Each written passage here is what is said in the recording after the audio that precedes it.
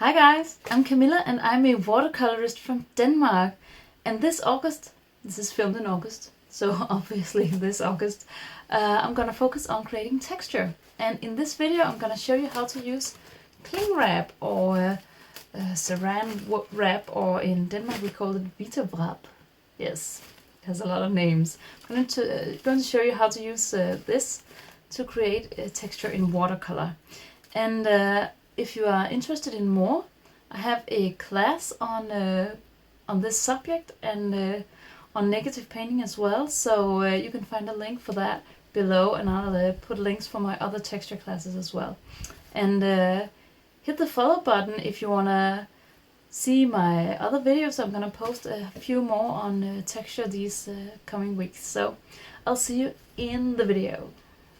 Before we dive into the actual painting, I'm just gonna quickly go over the materials. I'm using two sizes of brushes, a big and a small.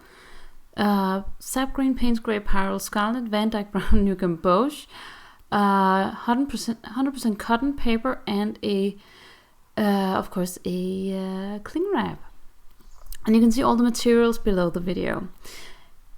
Here I'm just sketching out my rosehips, so I have an idea of where to put them.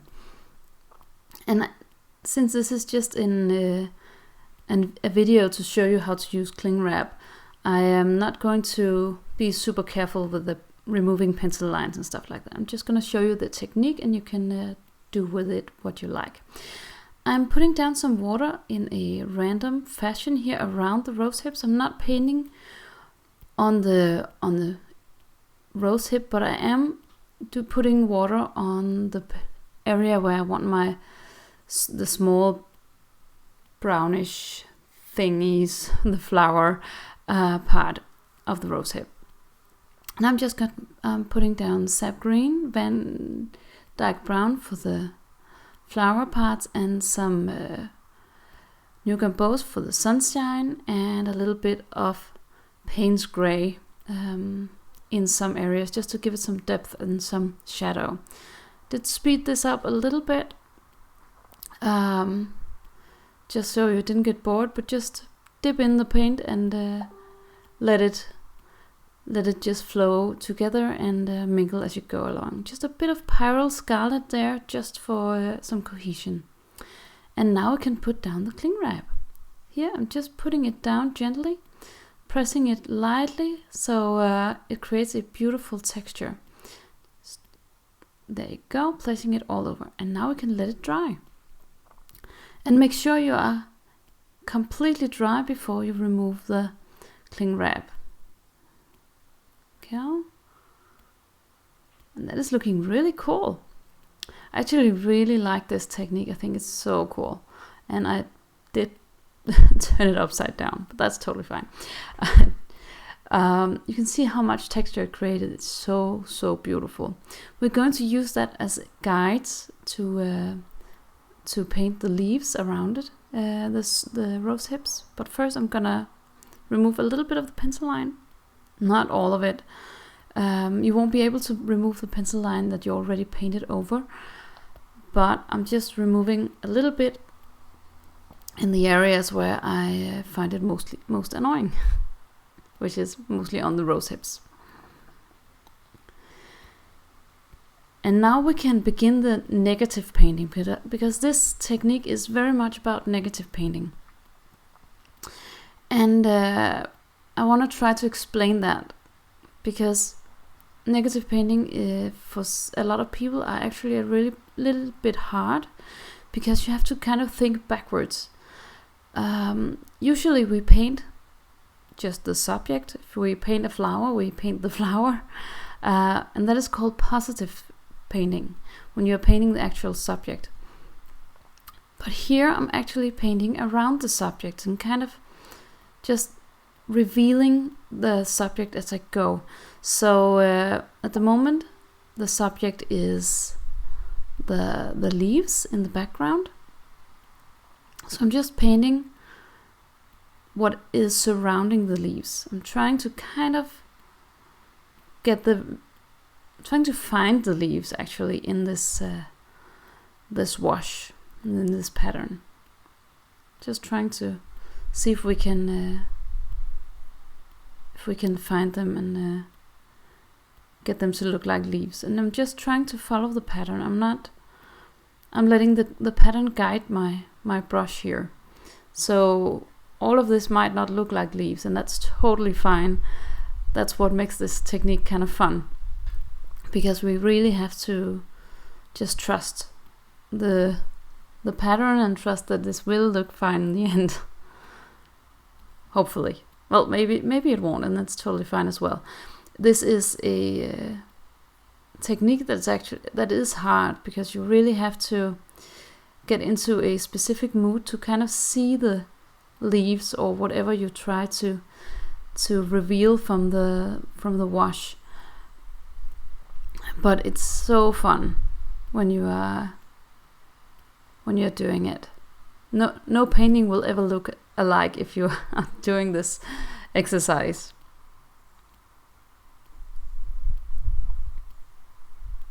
And if you want to dive into... Oh, and there's wind in my office, as you might have guessed. I put it down. That's totally fine. Oh, if you wanna know more about this technique and see this technique unfolded in a longer video that is a little better, maybe a little bit better explained and a little less sped up, then check out my class on this specific technique and this specific texture. It's called creating texture with cling wrap, and you can find a link for it below. Also, I'll put the links to my other texture classes as well. It's so fun to create texture in watercolor, so definitely check them out. It's a great tool to have if you are interested in watercolors. You can see I'm painting both leaves, but also just leaving some lines that haven't been painted, so it's more like branches and stuff like that. And I'm not going to cover this whole piece in negative painting. I want to leave some of it to the imagination of the viewer. You can totally cover it all and reveal all the leaves, and that it's perfect as well.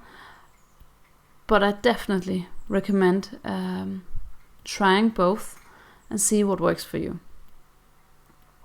I actually really love the pattern the cling wrap created on the right side where my hand is laying at the moment. So I'm gonna leave some of that untouched.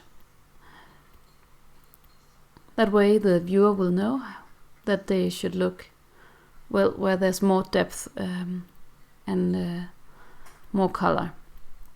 But we will still have some texture and some interest on the right side. Yeah, I'm just gonna go in and add some red to my rosehip here, and I'm doing that because some of the surrounding greens are still wet, and I want some of it the red to flow into the greens. And as you might know, red and green are complementary, so they will create a muddy color that can be super beautiful. I'm going in with the Dyke Brown to paint these, and then this flower part, the withered flower part, with a thinner brush. This is a size 6 synthetic brush. And this is a loose painting. This is not a botanical study or anything. I'm just doing this very loose and letting the paint do its thing. It did flow in a little bit too much to the green, so I'm just lifting it with a thirsty brush. But just putting in a little bit of green to the red. And also a little bit of green here. Okay, I actually thought I was going to paint the next berry, but of course not. I wanted to paint the surrounding area before painting the berries, just so I could get the same effect as before, where the red could flow into the green. I like how that creates just a more soft feeling when the colors kind of flow into each other. And try not to cover up all your whites. You can see I have quite a lot of white areas in random places because my initial wash was very random. Don't cover them up. The white helps you a lot. It helps your painting to breathe. It allows it to breathe. And it also helps your colors stay brighter. And the reason it does that is because if you have muddy colors, it's somehow the white takes some of the attention away, and it lets the muddy colors become more vibrant. It's kind of weird, but it is what is going on.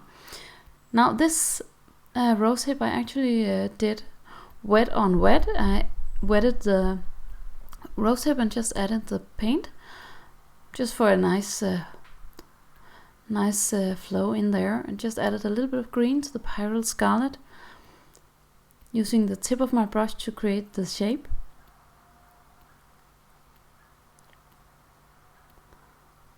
And the part where I have my flower as well here. When you're doing a painting like this, make sure you are showing your rosehip or your flower or whatever it is you are painting from different angles. That creates a lot more beautiful and balanced composition. I'm just gonna put one behind here as well. I'm doing that wet on wet as well, just wetting it and putting down some new Gamboge and letting it kiss a little bit on that left rosehip. You can see how it spreads into the paint. Didn't do much. I wanted that rosehip to be a little bit less vibrant because it's behind the other one. And I wanted to be more yellow as well. If you take a look at the reference photo, there's different tones to the rosehips, so I wanted to show that as well. And I think next time I'll create bigger rosehips. That might be really cool. Or just more, more rosehips.